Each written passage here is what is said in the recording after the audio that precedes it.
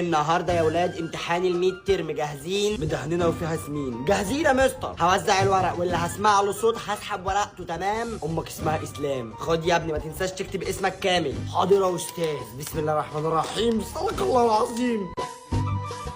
خالد عادل 11 من 20.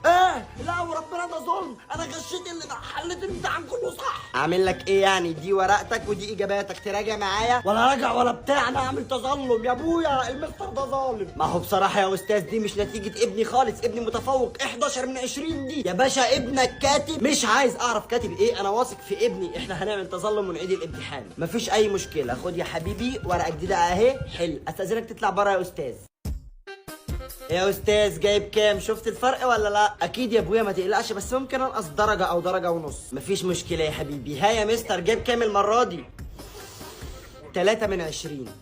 نعم احمس. لا يا ابويا اكيد في حاجه غلط. خلاص يا مستر خلينا في النتيجه الاولى. 11 من 20 حلوه. امك اللي حلوه، نتيجه التظلم هي اللي بتتحط. لا ابوس ايدك مش هينفع والله يا ابويا، انا هعمل تظلم تاني. امك اسمها تهاني.